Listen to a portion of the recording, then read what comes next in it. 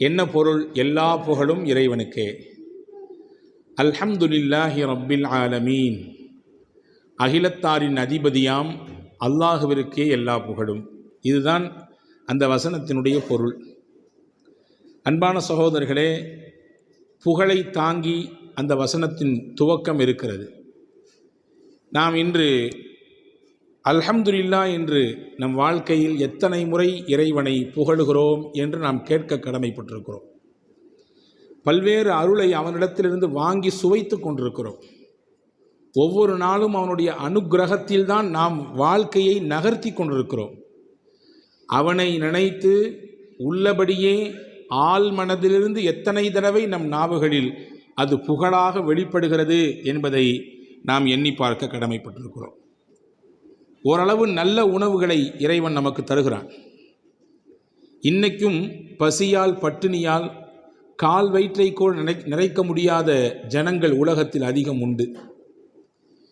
இன்னும் சில மக்கள் நாம் சாப்பிட்டு போட்ட மிச்சத்தை, எச்சிலை எடுத்து அதையே தனக்கான உணவாக தேடுபவர்களும் உண்டு. சாப்பாட்டின் முடிவிலே Karim's biryani paradise at liberty and catering services, கோடம்பாக்கத்தின் அறுசுவை அடையாளம். எத்தனை நபர்கள் மனதார அல்ஹம்துலில்லாஹ் என்று சொல்கிறோம். நல்ல தண்ணீரை அல்லாஹ் தருகிறான், குடிக்கிறோம். உப்பு இல்லை, அதிலே தனக்கான உடலுக்கான சத்துக்களை எல்லாம் அந்த தண்ணீர் தருகிறது. தாகத்தை தீர்க்கிறது, உடலுக்கு புத்துணர்ச்சியை தருகிறது. குடித்து முடிந்தவுடன் எத்தனை தடவை எத்தனை நாள் நாம் மனதார அல்ஹம்துலில்லாஹ் சொல்லியிருக்கிறோம். உடல் உறுப்புகள் எல்லாம் முடிந்த அளவுக்கு சலாமத்தாக இயங்கிக் கொண்டிருக்கிறது. எத்தனையோ நபர்களை பார்க்கிறோம், கை இல்லை, கால் இல்லை, பார்ப்பதற்கு கண் இல்லை, இருக்கிறது ஆனால் பார்வை இல்லை. உடல் உறுப்புகள் இருக்கிறது ஆனால் சில உறுப்பு செயல்படவில்லை. அவர்களையெல்லாம் பார்க்கிற பொழுது எல்லாமும் இருக்கிறது, எல்லாமும் சரியாக செயல்படுகிறது. இதெல்லாம் செயல்படுவதற்கு வாய்ப்பளித்த அல்லாஹ்வே எல்லா புகழும். எத்தனை தடவை நாம் ஆள் மனதிலிருந்து சொன்னோம். அல்லாஹ் நமக்கு பெற்றவர்களை தந்தான், நம்மை வளர்க்க நம்முடைய பெற்றோர்கள் இருந்தார்கள், இருக்கிறார்கள். ஆனால் உலகத்தில் இன்னைக்கும் எத்தனையோ பிள்ளைகள் அனாதைகளாக சுற்றி கொண்டிருக்கிறார்கள். ஊர் தெரியாது, பேர் தெரியாது, எந்த குடும்பம் வம்சம் தெரியாது. பெத்துவிட்டு அப்படியே தூக்கி எறிந்துவிட்டு அல்லது பெத்த நிலையிலேயே கதி என்று விட்டுவிட்டு அனாதைகளாய் ஆதரவற்றவர்களாய் எத்தனை பிள்ளைகள் வாழுகிறார்கள். பெற்றோர்களை தந்த அல்லாஹ்விற்கு நாம் எத்தனை முறை நன்றி கூறுகிறோம். நமக்கென்று சந்ததிகள் இருக்கிறது, நம்முடைய வம்சத்தொடர் அந்த சந்ததிகளின் வழியாக நீண்டு போய் கொண்டிருக்கிறது இல்லையா? ஆனால் திருமணமாகியும் பல்லாண்டுகள் ஏங்கி தவமாய் கிடக்கிறார்கள் எத்தனையோ தம்பதிகள். எங்களுக்கு ஒரு குழந்தை வேண்டும் என்று, எங்களுக்கு ஒரே ஒரு குழந்தை வாரிசு. அந்த குழந்தை வெள்ளையோ கருப்போ, நெட்டையோ குட்டையோ, அறிவாளியோ அல்லது அறிவில் குறைந்தவரோ, அதுவெல்லாம் எங்களுக்கு முக்கியமல்ல. எங்களுக்கு வேண்டும் ஒரு பிள்ளை. அன்பர்களே, பிள்ளைகளை அன்பளிப்பாக அல்லாஹ் தந்தான். அந்த அல்லாஹ்வை நம் பிள்ளைகளை பார்க்கிற பொழுது, வளர்க்கிற பொழுது, இதை தந்தவன் என் ரப்பு எனக்கென்று வாரிசை தந்தான், அல்ஹம்துலில்லாஹ் எத்தனை தடவை சொன்னோம். ஆரோக்கிய சீர்கேடுகள் நிறைந்த உலகம் இன்று. படுத்த படுக்கையில் பல்லாண்டுகள் கிடப்பவர்கள் இன்னைக்கு நிறைய உண்டு. கால்கை முடமாக்கப்பட்டு போய் எல்லாமே படுக்கையில், சிறுநீர், அவர்களின் உடல் உபாதை எல்லாம் படுக்கையில். ஆனால் இன்றைக்கு நமக்கு வல்ல அல்லாஹ் ஆரோக்கியத்தை தந்தான். ஒவ்வொரு முறையும் அந்த ஆரோக்கியத்தை சுவைத்து தீர்க்கிற பொழுது அல்ஹம்துலில்லாஹ் என்று எத்தனை தடவை சொன்னோம். சுருங்க சொன்னால் நிமிட பொழுது ஆனாலும் சரி, ஒவ்வொரு நிமிடமும் அந்த அல்லாஹ்வின் அருளை சுவைத்து கொண்டிருக்கிற நாம் அவனை மனதார புகழ்ந்தோமா, அவனை மனதார நினைத்தோமா என்பதுதான் உங்களுக்கும் எனக்குமான கேள்வி. அல்லாஹ் சொல்லுகிறான், வஇன் தஉது நிஅமத்தல்லாஹ் லா துஹ்ஸூஹா. உங்களின் மீது உங்கள் இறைவன் கொட்டி இருக்கக்கூடிய அருளை நீங்கள் எண்ண முற்பட்டால் உங்களால் முடியாது. அவனுடைய அருளை, அவனுடைய கரிசனத்தை, அவனுடைய காருண்ய பார்வையை உங்களால் எண்ணி முடித்துவிட முடியாது என்று அல்லாஹ் சொல்கிறான். அன்பர்களே, நமக்கு யாராவது ஒருவர் நம்முடைய பொருள் தவறி கீழே விழுந்து விட்டது, போகிற போக்கில் எடுத்து கையில் தந்தார், நாம் சிரித்துக்கொண்டே நன்றிங்க என்று நமக்கு தெரிந்த பாஷையில் சொல்லுவோம் இல்லையா? ஒவ்வொரு நிமிடமும் நம்மை இயக்கி கொண்டிருக்கிற நம்முடைய ரப்புக்கு எத்தனை முறை நன்றி பாராட்டியிருப்போம் நம் வாழ்க்கையில்.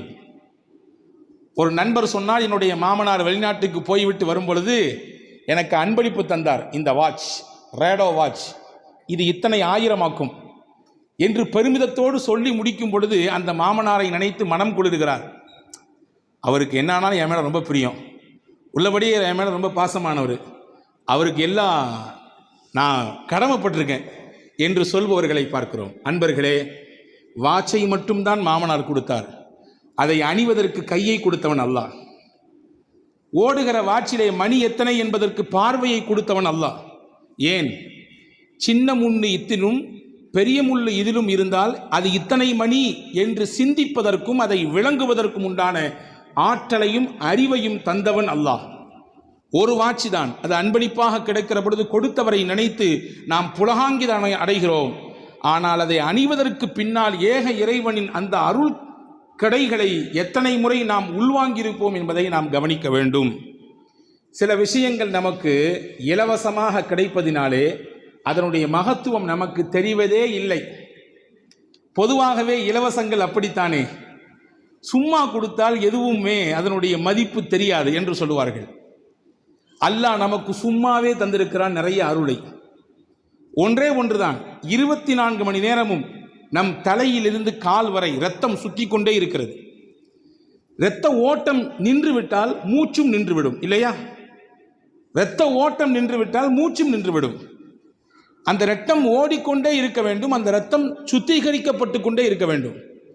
அந்த சுத்திகரிக்கக்கூடிய வேலையை நம்முடைய உடலிலே அல்லாஹ் வைத்திருக்கக்கூடிய சிறுநீரகம் சிறப்பாக செய்கிறது. யோசியுங்கள், என்றாவது ஒரு நாள் அது பழுதுபட்டு போனால் டயாலிசிஸ் என்கின்ற ஒரு அமைப்புக்குள்ளே நாம் போக வேண்டியது இருக்கிறது. இத்தனை நாளைக்கு ஒரு முறை இவ்வளவு காசு கட்டி செய்தால்தான் உங்கள் இரத்தத்தை சுத்திகரிப்பு செய்து மறுபடியும் உடலுக்குள்ளே இயக்க முடியும். நான் கேட்கிறேன், நாமே யோசிப்போம், கேள்வியாக வைப்போம். 60 ஆண்டுகள் நான் வாழ்ந்து முடித்திருக்கிறேன், ஒரு நாளைக்கு சுத்திகரிப்பு செய்வதற்கு இத்தனை ரூபாய் என்று கணக்கு போட்டு பார்த்தால் தலை சுத்திவிடும் நமக்கு. அல்லாஹ் கணக்கில்லாமல் செய்து கொண்டிருக்கிறான், இயக்கி கொண்டிருக்கிறான். அது தடைபடுகிற பொழுதுதான் அதனுடைய பெரும் பாக்கியமும் அதனுடைய பேரருளும் நமக்கு புரிய வருகிறது இல்லையா? சில விஷயங்கள் தெரிவதில்லை. நாம் உடலுக்கு தேவையானதை உட்கொள்கிறோம், அது செரித்து உடலுக்கான சத்தாக தனியாக பிரிந்து உடல் இயங்குவதற்காக அது மாறி தேவையில்லாத நச்சுக்கள் கழிவுகள் எல்லாம் வெளியேற்றப்படுகிறது. உடலை விட்டு வெளியேற வேண்டும். உணவு தேவையானது சத்தாக போய் மீதி சக்கை வெளியாக வேண்டும். தண்ணீர் தேவையானது உள்ளே போய் அதில் இருக்கக்கூடிய மினரல்ஸ், அதில் இருக்கக்கூடிய ஆரோக்கியங்கள் எல்லாம் உடலுக்கு போய் மிச்சம் கழிவுகள் எல்லாம் சிறுநீர் வழியாக வெளியே வர வேண்டும். வைத்துக் கொள்ளுங்கள், இதிலே ஏதாவது ஒன்றுக்கு முன்னுக்கு முரணாக போனால், நான் ஸ்டாப்பாக போனாலும் பிரச்சனை, போகாமல் இருந்தாலும் பிரச்சனை. அல்லாஹ் சீராக இயக்குகிறான், நமக்கு தெரிவதே இல்லை. சீராக இயக்குகிறான் இல்லையா? போவது போகிறது, தேவையானது உள்ளே இழுத்து கொள்ளப்படுகிறது, தேவையற்றதை வெளியே தள்ளுகிறான். பாருங்கள், அதிலும் ஒரு பேரதிசயம், அற்புதம். மனிதன் சாப்பிட்டு முடித்ததற்கு பிறகு தேவையில்லாத நச்சுக்கள் வெளியே போக வேண்டுமென்றால், கழிவுகள் வெளியே போக வேண்டுமென்றால் குறிப்பிட்ட இடத்திற்கு நாம் செல்ல வேண்டும். நாம் நினைக்க வேண்டும், நான் என்னுடைய கழிவுகளை வெளியேற்ற போகிறேன் என்று நினைக்க வேண்டும். அதற்கு பிறகு அந்த மாதிரியான ஒரு அமைப்புல போய் அமர்ந்ததற்கு பிறகுதான் உடலிலிருந்து வெளியேறுகிறது கழிவு. வைத்துக் கொள்ளுங்கள், உள்ள போட்ட பின்னாடி ஆட்டோமேட்டிக்காக செரிச்ச பின்னாடி வெளியாகியும் நிலை ஏற்பட்டா என்ன ஆகும்? கதை கந்தலாகி போயிடும் இல்லையா? அன்பர்களே, உடலுக்கு நோவை தரக்கூடியது உள்ளே இருந்தாலும் பிரச்சனை, மொத்தமாக வெளியேறினாலும் பிரச்சனை. ஆனால் அது சீராக இயங்கிக் கொண்டே இருக்கிறது. எனவேதான் நபிகள் பெருமானார் ஸல்லல்லாஹு அலைஹி வஸல்லம் கழிவறைக்கு போய்விட்டு வந்தால் நீங்கள் சொல்ல மறக்காதீர்கள், அல்ஹம்துலில்லாஹ் குஃப்ரானக், உன்னிடத்தில் மன்னிப்பை கேட்கிறேன், அல்ஹம்துலில்லாஹ், எல்லா புகழும் அல்லாஹ்விற்கு. நீங்கள் உள்மனதோடு சொல்ல வேண்டும். அஸ்ஹப அன்னியல் அதா வ ஆஃபானி, எனக்கு நோவு தரக்கூடிய அந்த மலத்தை சிறுநீரை என்னிடத்திலிருந்து பிரித்து எடுத்து எனக்கு ஆரோக்கியத்தை தந்த அல்லாஹ் உனக்கு எல்லா புகழ். அது உள்ளே இருந்தால் பிரச்சனை, சரியாக வெளியேறவில்லை என்றால் பிரச்சனை. அதை வெளியேற்றி எனக்கு ஆரோக்கியத்தை தந்தாயே அல்லாஹ்வே உனக்கே எல்லா புகழும். சொல்றோமா இல்லையா? அப்ப அல்லாஹ்விற்கு நன்றி செய்கிற, அவனை புகழுகிற கட்டங்கள் எத்தனை எத்தனை வாழ்க்கையில் இருக்கிறது. அதையெல்லாம் நாம் அனுபவித்து கிடக்கிறோமா? நல்ல ஆடையை உடுத்துவதற்கு அல்லாஹ் தருகிறான். தமிழ்ல அழகா சொல்லி வச்சிருக்கான், ஆள் பாதி ஆடை பாதி, இல்லையா? ஆடை இல்லா மனிதன் அரை மனிதன். எவ்வளவு அற்புதமான வார்த்தைகள் தெரியுமா இதுவெல்லாம்? தமிழ் ஒரு அதி அற்புதமான மொழி, அதி அற்புதமான மொழி. எத்தனை எத்தனை நல்ல கருத்துக்களை நம்முடைய உள்ளங்களிலே கொண்டு தேக்கி வைத்திருக்கிறது. ஆள் பாதி ஆடை பாதி. ஒருவரின் ஆடையை வைத்துதான் அவனுடைய அந்தஸ்து, அவனுடைய தரம் நிர்ணயிக்கப்படும். ஆடை இல்லா மனிதன் அரை மனிதன். ஆடை இல்லை என்றால் எவ்வளவு அறிவு இருந்தாலும் அவன் அரை மனிதன் தான், முட்டாள் தான். ஆடை நமக்கு அலங்காரத்தை தருகிறது, நம்ம அவயங்களை மறைக்கிறது, நம்முடைய கற்பை பாதுகாக்கிறது. நான் கேட்கிறேன், இன்றைக்கு உலகத்தில் ஆடையை உடுத்துவதற்கு அரை நிர்வாணங்களாக உலகத்தில் வாழக்கூடியவர்களின் எண்ணிக்கை நமக்கு நம்மிலே எத்தனை நபர்களுக்கு தெரியும்? சரியான ஆடை இல்லாமல் கிழிசல் ஆடைகளை, ஒட்டுப்போட்ட ஆடைகளை, கந்தலான ஆடைகளை, அழுக்கான ஆடைகளை, அதுதான் நமக்கு கதி என்று உடித்துக்கொண்டு வாழ்பவர்கள் எத்தனை? அப்படியெல்லாம் இருக்கும் பொழுது நல்ல ஆடையை உடுத்து அல்லாஹ் தந்தானே, அதை போடும் பொழுது அவனை புகழ வேண்டாமா? லிபாசை யுவாரி சௌஆத்திக்கும் வரீஷா, அல்லாஹ் தான் உங்களுக்கு ஆடையை தந்தான். 2 காரணம், உங்களுக்கு அது அலங்காரம், 2வது உங்கள் மானத்தை அது மறைக்கும். உங்கள் மானத்தையும் மறைக்கும், உங்களுக்கு அலங்காரமாகவும் இருக்கும். எனவே அந்த ஆடையை உடுத்தும் நேரத்திலே நாம் அல்லாஹ்வை புகழ வேண்டாமா? என் மானத்தை மறைத்திருக்கிறேன், என்னை அழகாக நான் என் ஆடையில் வெளியே காட்டுகிறேன். நபிகள் பெருமானா ஸல்லல்லாஹு அலைஹி வஸல்லம் ஒவ்வொரு நாளும் ஆடை உடுத்தும் பொழுதும் இந்த துஆவை ஓதுவார்கள். அல்ஹம்துலில்லாஹில்லதி கஸானி ஹாதா வ ரஸகனீஹி மின் கைரி ஹவுலு மின்னி வலா குவா. அல்லாஹ்வுக்கே எல்லா புகழும், அவனே எனக்கு ஆடையை உடுத்த தந்தான். இந்த ஆடை எனக்கு கிடைத்திருக்கிறது, ஏதாவது என்னுடைய முயற்சி உண்டா? கிடையாது. என்னுடைய முயற்சியோ என்னுடைய திறமையோ இல்லாமல் என்னை பாதுகாக்க, என் கற்பை மறைக்க, என்னை அலங்கரிக்க அல்லாஹ்வே தந்தான் இந்த ஆடையை, அவனுக்கே எல்லா புகழும் என்று ஒருவர் சொன்னால் அதற்கையும் பலன்னு சொன்னாங்க. ஒருத்தர் சட்டை போடும் பொழுது அல்லது பேண்ட் போடும் பொழுது, லுங்கி உடுக்கும் பொழுது இந்த துஆவை ஓதுகிறார். முஸ்னத் அஹமதிலே ஹதீஸ் வந்திருக்கிறது, குஃபிர லஹு மா தகத்தம மின் தம்பி, அவர் முன்னால் செய்த எல்லா பாவத்தையும் எல்லாம் அந்த துஆ அழிச்சிருந்தாங்க ஸல்லல்லாஹு அலைஹி வஸல்லம். அவர் செய்த பாவங்களுக்கெல்லாம் பரிகாரமாக இந்த துஆ மாறிவிடுகிறது என்றார்கள் பெருமானார் ஸல்லல்லாஹு அலைஹி வஸல்லம். இப்போ ஆடை உடுத்தும் பொழுது நாம் இதை யோசிக்கிறோமா? நல்ல உணவை நமக்கு அல்லாஹ் தருகிறான். பசி வந்ததற்கு பிறகு புசி என்றான், இல்லையா? ஆனால் இன்னைக்கு நம்மள பல பேருக்கு பசியே வர்றதில்லை. பசிப்பதற்கு முன்பாகவே சாப்பிடுகிறோம். அது ஒரு புறம் வைத்துக் கொள்ளுங்கள். ஒரு காலகட்டம் இருந்தது, அரை வயிறை நிரப்புவதற்கு பாடுபட்டார்கள். சோறே இல்லை. நம்முடைய முன்னோர்கள் சொல்லி கேள்விப்பட்டிருப்போம், எங்களுக்கெல்லாம் இந்த மக்காச்சோளம் தான், அதை அந்த மாவை எடுத்து கஞ்சி காய்ச்சி குடிப்போம். மரவள்ளி கிழங்கு தான், அதை தான் நாங்கள் அவிச்சு சாப்பிடுவோம். நல்லது போல்லது நாட்களில் மட்டும்தான் எங்களால் அரிசி சாப்பாடு சாப்பிட முடியும், இல்லையா? அப்படியெல்லாம் இன்றைக்கு இல்லாமல் விதவிதமான உணவுகளை அல்லாஹ் தருகிறான். விதவிதமான உணவுகளை நம்முடைய தேவைக்கு அதிகமாகவே அல்லாஹ் தருகிறான். யோசிக்கிறோம், உணவை சாப்பிட்டதற்கு பிறகு தந்த அல்லாஹ்விற்கு நன்றி சொல்கிறோமா, புகழுகிறோமா? நம்முடைய முயற்சியா? தானியம் நம்முடைய முயற்சியில் கிடைத்ததா? அல்லாஹ் கேட்கிறான், சூரா வாக்கியா ஓதப்பட வேண்டும் ஒவ்வொரு வீடுகளிலும். எது நடக்கிறதோ இல்லையோ, யாரை பற்றி எப்படி கழுவி குடிக்கிறோமோ குடிக்கவில்லையோ, ஒவ்வொரு நாட்களிலும் வீடுகளிலே சூரா வாக்கியா ஓதப்பட வேண்டும். பெருமானா சொன்னார்கள், வாக்கியா சூரா ஓதப்படுகிற வீடுகளுக்கு வறுமை அதன் வாசலுக்கு கூட வராது, ஏழ்மை அந்த வீட்டு வாசலுக்கு கூட வராது. பெருமானாரின் வார்த்தை, சத்திய வார்த்தை அது.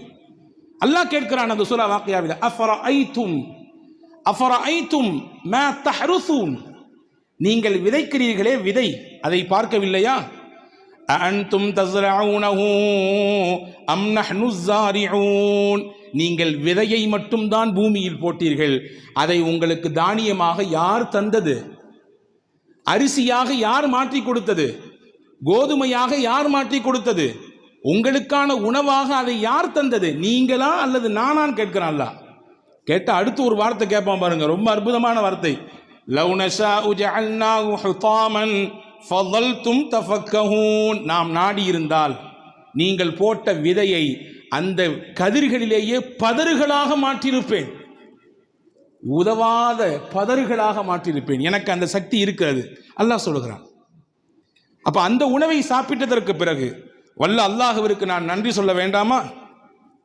சாப்பிட்டதற்கு பிறகு மட்டும் இல்லை பெருமக்களே, எத்தனையோ உணவுகளை வாயில் போட்டு மெல்லுகிறோம். சிலது நைஸா உள்ள இறங்கிறது, சிலது கஷ்டப்பட்டு இறங்குது, கடிக்க கூட முடியல, ரொம்ப கடினமா இருக்குது, நல்ல அதாவது ஜாமிதாக இருக்கிறது, ரொம்ப தடிமனாக இருக்கிறது. எப்படியோ வாயால் கடித்து மென்று உள்ளே தள்ளிவிட்டோம். யோசிக்கிறோமா என்றாவது? கடிப்பதற்கே இவ்வளவு வலுவாக இருந்தது, வயிற்றுக்குள்ளே இறங்கி எப்படி அது செரிமானமாகும்? செரிமானமாகுவதற்கென்று அல்லாஹ் ஒரு இயற்கையை வைத்தான். அவன் நுட்பமானவன். படைப்பின் திறன்களை ஆய்வு செய்து எந்த அடிப்படையில் மனிதனை உண்டு வெளியே தர வேண்டும் என்பதிலே தீர்க்கமான ஞானம் உள்ளவன். எனவேதான் அல்லாஹ் தன்னை ஹக்கீம் என்கிறான். ஹக்கீம் என்றால் நுட்பமானவன், நுண்ணறிவு மிக்கவன். அந்த நுண்ணறிவு உலகத்தில் யாருக்கும் கிடையாது. நினைக்கலாம் நம்மள மாதிரி அறிவாளி உலகத்தில் உண்டா? நான் சொல்ற மாதிரி யோசனை யாராவது சொல்லுவாங்களா? என்ன மாதிரி நிர்வாக திறன் யாருக்கும் உண்டா? என்ன மாதிரி உண்டான ஆற்றல் யாருக்கு சொல்லலாம்? எல்லாம். ஆனால் எல்லாம் ஒரு எல்லைக்கு உட்பட்டது. எல்லையை கடந்த ஞானம் அல்லாவிற்கு உண்டு. எனவே தான் அல்லாஹ் ஹக்கீம் என்கிறான். பாருங்கள், சரி உள்ள போகுது இந்த பொருள் எப்படி செரிக்குது? அல்லாஹ் வயிற்றிலே ஹைட்ரோக்ளோரிக் என்று சொல்லக்கூடிய ஒரு அமிலத்தை அல்லாஹ் சுரக்க செய்கிறான். அந்த அமிலம் என்ன செய்யும்? உள்ளே வந்த உணவை அந்த அமிலம் அதற்கு மேலே பட்டால் தானாக பஸ்பமாகி போய்விடும். எந்த அளவிற்கு சக்தி மிக்கது என்றால் அந்த அமிலம், அறிஞர்கள் சொல்கிறார்கள், உங்கள் உள்ளங்கையில் ஒரு சொட்டு ஹைட்ரோக்ளோரின் விழுந்தால் இந்த பக்கமாக ஓட்டை போட்டுவிடும். மேல் பக்கமாக நீங்கள் ஊட்டினால் கீழ் பக்கமாக அது ஓட்டை போட்டு கீழே வந்துவிடும். அந்த அளவுக்கு வலிமையானது. நீங்க கேட்கலாம் அடுத்த கொஸ்டின், அந்த வலிமையான அந்த ஹைட்ரோக்ளோரின் என்ற அந்த அமிலத்தை வயிறு எப்படி தாங்குகிறது? அப்படி என்றால் வயிற்றினுடைய அந்த உள் அமைப்பை அவ்வளவு நுட்பமாக இறைவன் படைத்திருக்கிறான். வருகிற உணவை செரிப்பதற்கும் இருக்க வேண்டும். அதே நேரத்தில் சுத்தி இருக்கக்கூடிய பாகங்கள் எதுவும் சேதாரமாகிவிடவும் கூடாது. அந்த அடிப்படையிலே மிக நுட்பமாக அல்லாஹ் படைத்தான். உட்கொள்ளுகிற உணவு செரிக்கிறது. நாம் யோசிக்கிறோமா? கொடுத்த ஒரு உணவை தந்த அல்லாஹ் பசியை ஆற்றினான், நம்முடைய மயக்கத்தை போக்கினான். அல்லாஹ்விற்கு எல்லா புகழும். அல்ஹம்துலில்லாஹில்லதி அத்அமனி வஸகானி வஜஅலனி மினல் முஸ்லிமீன். பெருமானார் ஓதுகிற துஆ இது. எனக்கு பசியோடு இருந்தேன், அவனே எனக்கு உணவு தந்தான். தண்ணீர் தாகத்தோடு இருந்தேன், அவனே எனக்கு நீர் தந்தான். இறைவா, என்னை முஸ்லிம்களில் ஒருவராக ஆக்கிவிட்டாய், உனக்கே எல்லா புகழும். தண்ணீர் குடிக்கிறோம் இல்லையா? 71% உலகத்திலே நீர், 29% உலகத்திலே நிலப்பரப்பு. நம் எல்லோரும் தெரிந்தது. 71% நீர்ப்பரப்பை வைத்த அல்லாஹ் மனிதன் குடிக்கிற நீரையும் உப்பாக மாற்றிருந்தால் என்ன நடக்கும்? தோண்டுகிற இடங்களிலெல்லாம் எல்லா இடத்திலும் உப்பும் நீர் மட்டும் வெளிப்பட்டால் என்ன நடக்கும்? அன்பர்களே, தாகம் எடுக்கிறது, தண்ணீர் குடிக்கிறோம், நமக்கு புத்துணர்ச்சி கிடைக்கிறது. எனவேதான் பெருமானார் நோன்பு வைத்ததற்கு பிறகு என்ன துஆ ஓதுவார்கள்? அதே சொல்லுகிறது, ذهبالظمأ وابتلت العروق وثبت الأجر إن شاء الله. ذهب الظمأ, தாகம் தீர்ந்து விட்டது.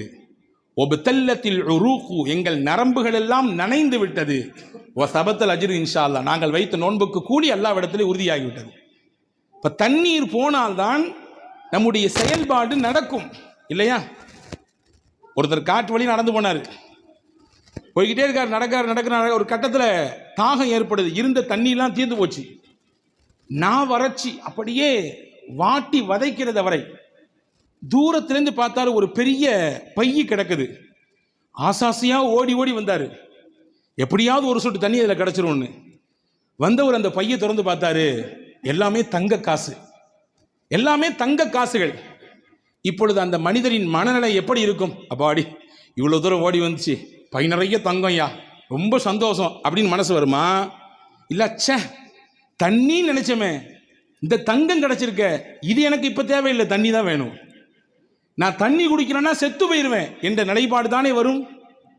இப்போ தண்ணீரை குடிக்கிறோம், தாகத்தை தீர்த்து கொள்கிறோம், கொடுத்தவனுக்கு நான் நன்றி சொல்கிறோமா? அவனை புகழுகிறோமா? ஹாரூன் ரஷீத் பாஷா மிகப்பெரிய மன்னர். அவருடைய ஆட்சி பரப்பு, அதாவது லட்சக்கணக்கான சதுர கிலோமீட்டர்கள் ஆட்சி செய்தவர் ஹாரூன் ரஷீத் பாஷா. அவருடைய குருமகான் ஒருத்தர் இருந்தார், இப்னு சம்மாக். அவரிடத்துல போய் ஒரு நாள், எனக்கு ஏதாவது ஆலோசனை சொல்லுங்க, எனக்கு ஏதாவது நசீஹத் செய்யுங்க, உபதேசம் செய்யுங்க அப்படின்னு சொல்லி மன்னர் ஹாரூன் ரஷீத் பாஷா கேட்கிறார். அந்த ஆசிரியர் கேட்டாரு, பாப்பா எல்லாம் இருக்கு உனக்கு, ஆனால் ஒரு குவளை தண்ணி மட்டும் உனக்கு கிடைக்கல, தண்ணி உனக்கு இல்லை, ஒரு குவளை தண்ணி உனக்கு இல்லை, என்ன செய்வா நீ கேட்டார். ஹாரூன் ரஷீத் பாஷா சொன்னார், என்னுடைய ஆட்சியை பாதியை கொடுத்தாவது நான் அந்த ஒரு குவளை தண்ணியை வாங்கிடுவேன். ஓ அந்த அளவுக்கா, சரி. ஒரு குவளை தண்ணி குடிச்ச, போன தண்ணி ரிட்டன் ஆகலை, வெளியே வரல. உள்ளே போனால் ரிட்டன் வரலங்க. தண்ணியை குடிச்சா தேவையான சத்துக்கள் எல்லாம் எடுத்து விட்டு நம்முடைய சிறுநீரின் வழியாக தேவையற்ற கழிவுகள் எல்லாம் வெளியே வர வேண்டும். ஆசிரியர் கேட்டார், இப்னு சம்மாக், ஒரு டம்ளர் தண்ணி குடிச்ச, ஆனால் அது வெளியே வரல, என்ன செய்வ அப்படின்னு கேட்டார். மன்னர் ஹாரூன் ரஷீத் பாஷா சொன்னால், மீதி இருக்கிற ஆட்சியை கொடுத்தாவது எப்படியாவது அதை வெளியேற்றுவேன் உடலிலிருந்து. சிரித்துக்கொண்டே ஆசிரியர் சொன்னார், உன் ஆட்சி ஒரு டம்ளர் தண்ணீருக்கு சமம், உன்னுடைய ஒட்டுமொத்த ஆட்சி ஒரு டம்ளர் தண்ணீருக்கு சமம். எனவே அல்லாவை பயந்து வாழு, உலகத்திலே அவனை புரிந்து வாழு. எல்லாம் இருக்குன்னு ஆடாத, ஆட்டத்தை குறைச்சிக்கோ. எல்லாம் இருக்குன்னு தலைக்கணத்தோடு இருக்காதே. இந்த உலகம் ஒரு டம்ளர் தண்ணீருக்கு சமம். உள்ளே போவதற்கும் வேண்டும் வழி, வெளியே வருவதற்கும் வேண்டும் வழி. புரிந்து கொள், இதுதான் நான் உனக்கு தரக்கூடிய ஞான உபதேசம் என்றார் இப்னு சம்மாக் ரஹ்மத்துல்லாஹ். அன்பு சகோதரர்களே, அல்லாஹ்வை நாம் புகழ வேண்டாமா? அல்ஹம்துலில்லாஹ் என்று எத்தனை முறை மனதார சொல்லியிருக்கிறோம். அன்பு சகோதரர்களே, புகழ்ந்தால் என்ன கிடைக்கும்? நீங்கள் என்ன எதிர்பார்க்கிறீர்களோ அதை விட பன்மடங்காக கிடைக்கும். இன்னைக்கு நிறைய இருக்குன்னு ஆசைப்படுறோம். என்னுடைய பொருளாதாரம் நல்ல பரக்கத்தாக இருக்கணும், என் குடும்பம் பரக்கத்தாக இருக்கணும், நான் கை வைக்கிற இடம் எல்லாமே பரக்கத்தாக இருக்கணும், நான் ஆரம்பிச்சிருக்கக்கூடிய தொழில் ஓஹோன்னு போகணும், எல்லாரும் ஆசைப்படுறோம். தப்பு ஒன்றும் கிடையாது. நியாயமாக இருந்தால் வரவேற்க வேண்டியது. நல்லா இருக்கணும், நல்ல உடை உடுத்தணும், நல்லா சம்பாதிக்கணும், நல்ல குடும்பத்துக்கு செலவழிக்கணும், நல்ல எண்ணம். சொல்லப்போனால் மூமியின் எண்ணம் அப்படி தான் இருக்கணும். ஆனால் வச்சுக்கோங்க, அது பேருக்கும் பெருமைக்கும், ஊர் போற்றுவதற்கும் ஓஹோ என்று இவர் வாழுகிறார் என்ற பேச்சுக்கும் இருக்குமையானால் அதுதான் கேள்விக்குறியானது. அப்போ நமக்கு கிடைக்கிறது அதிகமாக கிடைக்கணும். என்ன செய்யணும்? சிம்பிள். அல்லாஹ் என்ன உங்களுக்கு கொடுத்துருக்கானோ அந்த அல்லாவை நீங்கள் புகழுங்க, அல்லாஹ் கூட்டி தருவான் உங்களுக்கு. ஒன்று கிடைச்சாலும் அல்லாவிற்கு நீங்கள் புகழ் மாலை செலுத்துங்கள், அல்லாஹ் அந்த ஒன்றை 10ஆக மாற்றி தருவான். இது நான் சொல்லவில்லை, குர்ஆன் சொல்லுகிறது. லஇன் ஷகர்தும் லஅஸீதன்னகும், உங்களுக்கு இறைவன் கொடுத்த அருளுக்கு நீங்கள் நன்றியோடு புகழ்ந்தால் நான் உங்களுக்கு கொடுத்ததை இன்னும் கூட்டிக் கொண்டே இருப்பேன். மல்டிப்ளிகேஷன் போட்டே இருப்பான். 1 3 6 6 12 12 24 இப்படி போய்கிட்டே இருங்க. ஹஜ்ரத் இமாம் முஸ்னத் அஹமதிலே ஒரு செய்தி வந்திருக்கிறது. முஹம்மது ஸல்லல்லாஹு அலைஹி வஸல்லம் ஒரு நாள் பள்ளிவாசலுக்கு வெளியில நிற்கிறார்கள். ஒரு மனிதர் வருகிறார். ரசூலுல்லாஹ் கையில் ஒரே ஒரு பேரித்தம் துண்டு இருந்துச்சு, ஒரே ஒரு பேரித்தம் பழம். அவர் கையில் ரசூலுல்லாஹ் கொடுத்தாங்க. வாங்கினவர் பார்த்துட்டு, ஒரு பேரிச்சம்பழம் ஏன் காவயிருக்கு பத்துமா? என் நாக்கு கூட ஒட்ட முடியாத, இது எப்படி யார் ரசூலுல்லாஹ் கையில் கொடுத்துட்டு போயிட்டார். ரசூலுல்லாஹ் சிரிச்சாங்க. கொஞ்ச நேரம் கழிச்சு அதே வழியில் இன்னொருத்தர் வந்தார். அவர் கையில் அந்த ஒரு பழத்தை கொடுத்தாங்க. அவர் சொன்னார், அல்ஹம்துலில்லாஹ், யார் கையால் இந்த பழம் எனக்கு கிடைக்கப்பட்டிருக்கிறது? உலகத்தின் அதிபதியாம் அல்லாஹுவின் இறை தூதராச்சே, அவர்கள் கையால் அல்லாஹ் எனக்கு ஒரு பழம் தந்திருக்கிறானே, அல்லாவே உனக்கே எல்லா புகழும். ரசூலுல்லாஹ் சிரிச்சாங்க. சிரிச்சிட்டு பக்கத்துல இருந்து ஒருத்தரை கூப்பிட்டு சொன்னாங்க, உம்மு சலமா, தன்னுடைய துணைவியார் உம்மு சலமா அம்மாட்ட 40 திர்ஹம் தங்க காசு இருக்கு, வாங்கிட்டு வாங்கன்னாங்க. அவர் ஓடி போய் வாங்கிட்டு வந்தார். அதை அவர் கையில் கொடுத்து, அல்லாஹ் உனக்கு பரக்கத் செய்வான், போயிட்டு வாங்க ரசூலுல்லாஹ். அன்பர்களே, ஒரு செய்தி தான், 2 தகவல் இருக்கிறது. முதலானவர் கிடைத்தது ஒன்று, இதை வைத்து என்ன செய்வது என்று யோசித்தார். உள்ளதும் போச்சு, நொல்லை கண்ணா போச்சு. 2ஆம் நபர் கிடைத்தது ஒன்றுதான், ஆனால் கொடுத்தது யார்? அல்லாஹ். யார் வழியாக தந்தான்? அல்லாஹ், அல்லாஹ்வின் தூதர் வழியாக தந்தான். நன்றி சொன்னார், அல்லாஹ்வை புகழ்ந்தார். உடனே அல்லாஹ் கொடுத்தான் 40 தங்க காசு. எது இருக்கிறதோ அதை ஏற்றுக்கொள்ள வேண்டும், குறைபட்டு கொள்ளக்கூடாது. அல்லாஹ் தருவான் என்று நம்பி அவனை புகழ வேண்டும். இருந்தால் அல்லாஹ் மனமான வாழ்க்கையை, இரட்டிப்பான வாழ்க்கையை அல்லாஹ் திருப்பி தருவான். புகழ வேண்டும் என்ற எண்ணம் நமக்கு வர வேண்டும். அல்லாஹ் என்னெல்லாமோ தந்திருக்கிறான். பொதுவாகவே மனிதனுடைய இயற்கை என்ன தெரியுமா? இருக்கிறத வச்சு திருப்தி படவே மாட்டான். இயற்கை இல்லாத ஒன்றை மட்டும்தான் தேடிக்கிட்டே இருக்கும் மனுஷன் மனம். கண்ணாடிக்கு முன்னாடி போய் நின்னா என்ன பண்ணோமா? கொஞ்சம் குண்டா இருக்கணும்ல, ஒல்லியாக இருந்தால் நல்லா இருந்திருக்கும். கொஞ்சம் வெள்ளை கம்மி, இன்னும் கொஞ்சம் வெள்ளையாக இருந்தால் நல்லா இருந்திருக்கும். சுருட்ட முடியா இருக்குது, கொஞ்சம் நீள முடியா இருந்தா. இருக்கிறது எல்லாம் சிறப்பாக அல்லாஹ் வைத்திருக்கிறான். ஆனால் மனித மனம் இல்லாததை நோக்கியே தேடும்.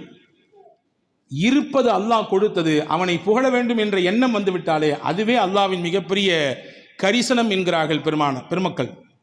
மூசா அலைஹிஸ்ஸலாம் அல்லாஹ்ட்ட கேட்டாங்களா, யா அல்லாஹ், எத்தனையோ அருள் செஞ்சிருக்கேன், எனக்கு உன்னை எப்படி நான் புகழ்றது, நீ எனக்கு சொல்லித்தாயேன்னு கேட்டாங்களாம். உன்னை மூசாவை பார்த்து அல்லாஹ் சிரித்துக்கிட்டே சொன்னானா, மூசா, என்னைய புகழணும்னு என்ன வந்துருச்சு இல்லை, இதுவே புகழ் தான். நான் என்னைய புகழணும்னு என்ன வந்துருச்சு இல்லை, என்னை நினைக்கணும்னு என்ன உனக்கு வந்துருச்சல்ல, இதுவே எனக்கான புகழ்தான், ஏற்றுக்கொள்கிறேன் என்றான் அல்லாஹ். அன்பர்களே, புகழுக்கு நேரம் ஒதுக்க வேண்டும்.